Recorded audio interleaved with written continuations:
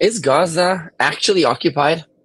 Hear it from American investor Eric Weinstein to get a very fresh and clear perspective on what's actually going on in Gaza. I don't believe that this is an occupied people.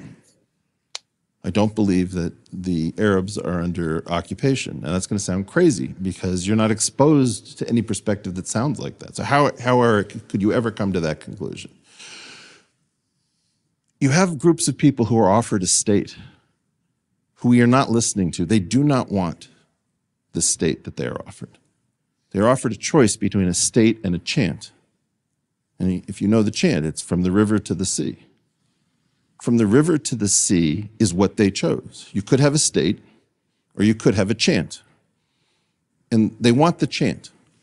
They are the tip of the spear in the global battle against Western hegemony, against an occupying European power in holy Arab land.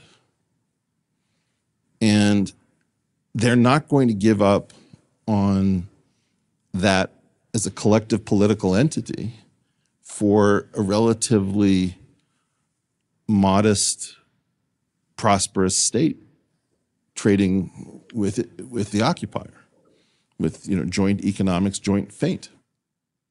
That's very troubling to us because we have this idea of why wouldn't you want a state? You could have a state, you could be prosperous, you could send your kids to Purdue, and that's not easy for us. This is basically, if you think about motherhood, you don't think about Munchausen by proxy, right? Now, what do you do when you have a mother who comes to the hospital with a child who's continuously getting sick, and getting harmed?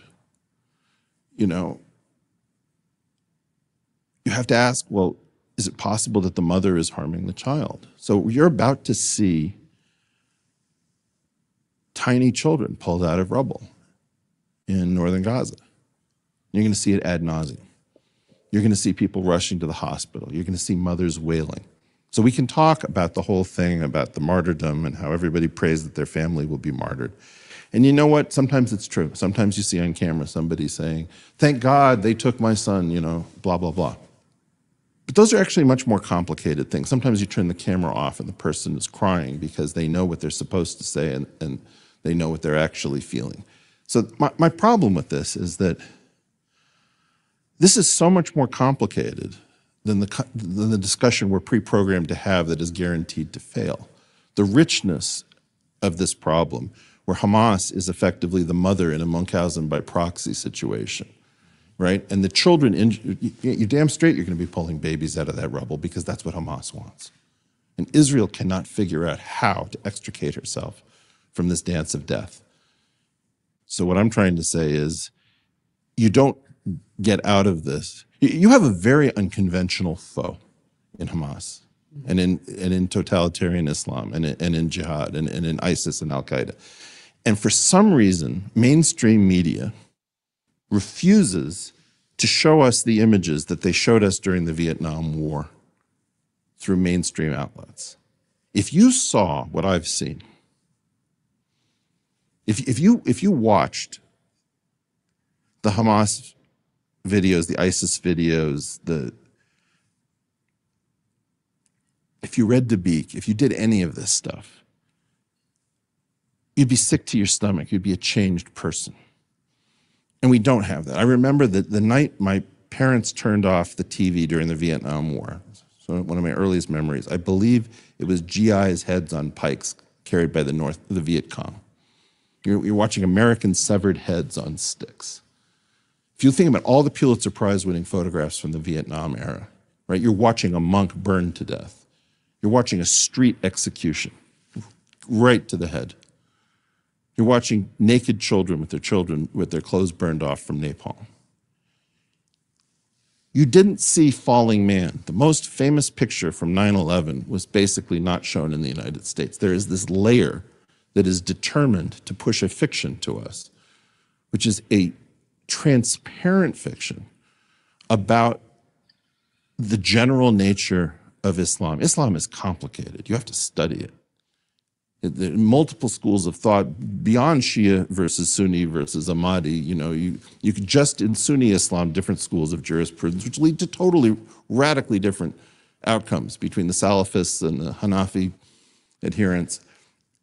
And what we've done is we've come up with this childlike concept of an oppressed people and a religion of peace, and all of this stuff is unworkable, and it's all mind control and it's all propaganda. And what my feeling is, and again, is I don't want to start the conversation from where I think you guys want to start it from. I want to start from the fact that none of us are prepared to have this conversation because we haven't been exposed to it.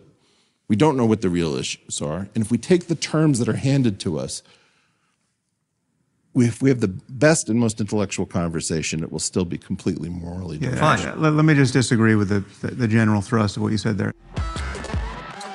It's crazy to think that we live in such a crazy world where we're not even getting the right information.